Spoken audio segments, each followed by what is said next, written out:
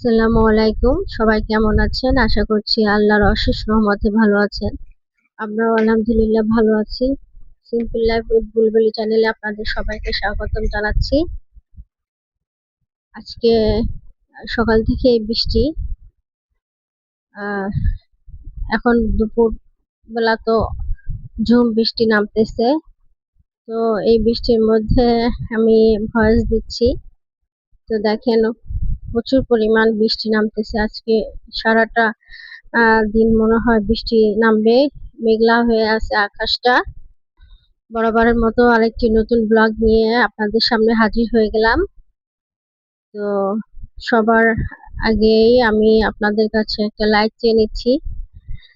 যারা আমাকে ভালোবাসেন, যারা আমাকে সাপোর্ট করেন এবং আমার ভালোবেসে আমার ব্লগটা দেখেন, তাদেরকে অসংখ্য ধন্যবাদ। আর যারা আমার ব্লগটা দেখেন কিন্তু বা লাইক করতে ভুলে যান, সাবস্ক্রাইব করেননি, তারা আমার চ্যানেলটা ঘুরে আসবেন এবং যদি ভালো লাগে তাহলে আমার চ্যানেলটাকে সাবস্ক্রাইব করবেন, লাইক করবেন, শেয়ার করবেন। এবং আম, আজকে আমি আমার রান্নাঘরটা ডিপ ক্লিন করব। সকাল থেকে ডিপ ক্লিনের কাজ শুরু হয়ে গেছে। তো আমি রান্নাঘরের সব জিনিসপত্র বের করে রান্নাঘরটা আগে পরিষ্কার করে নিয়েছিলাম। যেহেতু আমার সাথে আমার খালা ছিল, কাজের খালাটা ছিল, ও পরিষ্কার করছিল, তো আমি ওর সাথে হাত লাগিয়েছিলাম। আমি মাসে একবার রান্নাঘরটা ডিপ ক্লিন করি।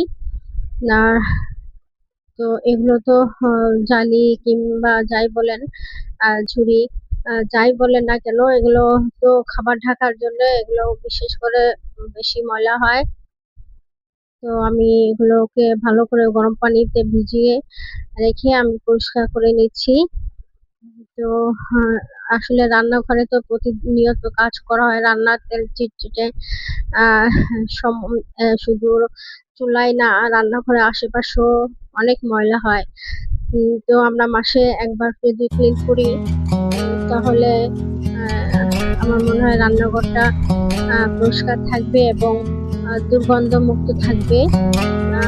এবং রান্নাঘরের সবকিছু যদি একবার ক্লিন করা হয় মাসে, তাহলে রান্না করে কাজ করতেও আনন্দ লাগে।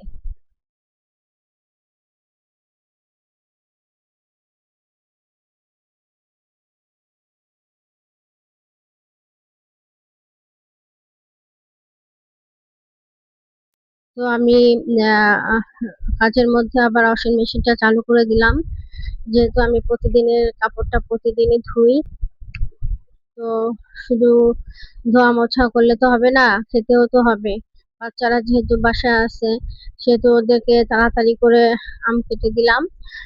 আর হচ্ছে আমি রান্না করব। আহ আমি তাড়াতাড়ি করে ফ্রিজে মুরগি ছিল রান্না করা, সেগুলো দিয়ে আমি ওদের একটু খিচুড়ির মতন করে দিব। আর আমি বেগুন দিয়ে পর মাছ দিয়ে পরে বিকালের দিকে রান্না করব। যেহেতু আমার হাজবেন্ড অফিসে খাবার নিয়ে যায়, এজন্য আমি রাত্রে ও খাবারটা রান্না করে রাখি। আহ, তো এই যে আমি ডিপ ক্লিন করার পর আমার রান্নাঘরটা আহ, দেখাচ্ছি আপনাদেরকে। আমি আমি হচ্ছে আমার মশলা, পোলাও চাল, ডাল, তারপরে যত রকম মশলা আছে সবকিছু আমি হাতের কাছেই রাখি। যেগুলো আমার সবসময় লাগে, প্রয়োজন হয়, সেগুলোই আমি হাতের কাছে রাখি। এবং আমি আমার ব্যবহার করা কাপ গুলাও আমি আমার আহ, হাতের কাছে রাখি, কারণ এগুলোতে বেশি পানি চা খাওয়া হয়। এবং লবণ কিংবা আটা, এগুলো আমি বা বোর্ডের সেলফ বানিয়ে নিয়েছি। ওগুলোতে আমি রান্নার চুলার পাশেই এগুলো রাখা হয়। তো ফাইনালি কিছু কিছু এখনো কাজ বাকি আছে।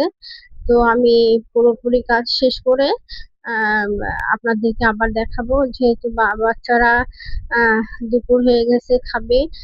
তো মায়েদের তো এক একটা হাত দিয়ে, দুটো হাত দিয়ে কাজ করলে হয় না, 10টা হাত দিয়ে 10 রকম কাজ করতে হয়। তো একটা কাজের মাঝে আবার আরেকটা কাজে চলে যেতে হয়। তো আমি এখন মুরগি দিয়ে খিচুড়ি রান্না করে দেবো ওদের। তো ওরা খাবে। আহ, আমি তাড়াহুড়ো করে কাজ করছি। আহ, তো আমি আমার আমার রান্নাঘরটা পুরোপুরি করে গুছিয়ে আপনাদেরকে পরে দেখাবো। এবং অন্যান্য কাজও তো আছে, শুধু রান্নাঘর ক্লিন করলে হবে না। ঘর ঝাড়ু দিতে হবে, তারপরে হচ্ছে কাপড় রাখতে হবে। যেহেতু বৃষ্টি, সেহেতু আর আমি ছাদে যাইনি আজকে। আমি আমার বারান্দা আহ আমি কাপড় নেড়ে দিয়েছি। তো একবার কাপড় নাড়ি আবার রোদ ওঠে, আবার আহ, আহ, বৃষ্টি নামে, এই আবার ঘরে নিয়ে আসি, এই করে করে সারাদিন আমার পার হয়ে যায়। আসলে ব্যস্ততা কোনো মাকেই অবসর দেয় না, একটার পর একটা ব্যস্ততা থাকেই।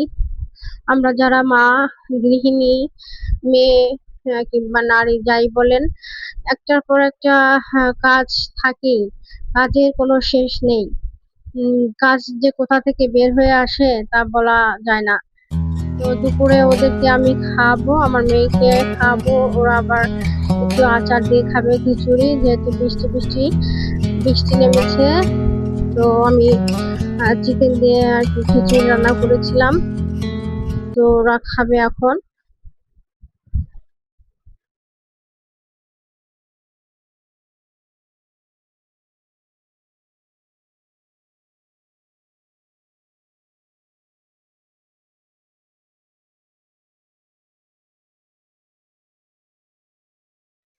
মেয়ের সাথে আমিও খেয়ে নেব। আহ ছেলেরা খেয়ে নিয়েছে। তো আমি মেয়েকেও খাই, আমিও খাই এক প্লেটেই। তো এভাবেই চলে আমার দিন। আমার এখনো আহ, আহ, উম, অনেক কাজ বাকি আছে। দুপুর হয়ে গেছে, তাড়াতাড়ি করে আমি আবার এই যে গুছিয়ে নিলাম পুরোপুরি। তো গুছিয়ে নিয়ে আমি আবার আপনাদের জন্য একটু ভিডিও করলাম। তো আমার রান্নাঘরটা সিম্পল, ছোট।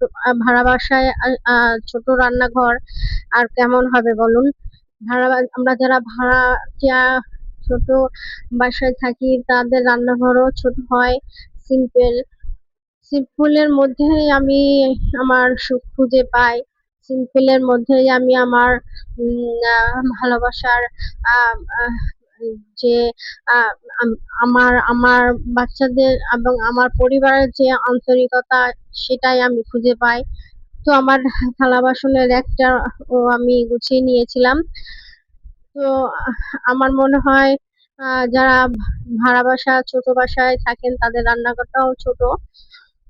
অনেক বাসা আছে রান্নাঘরটা বড়, কিন্তু ছোট বাসায় তো রান্নাঘর সবসময় ছোটই হবে, তাই না?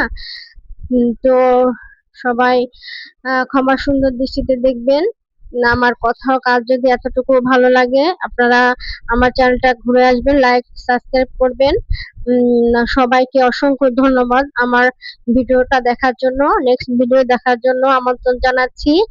আজকের মতো এখানে বিদায় নিচ্ছি। আসসালামু আলাইকুম।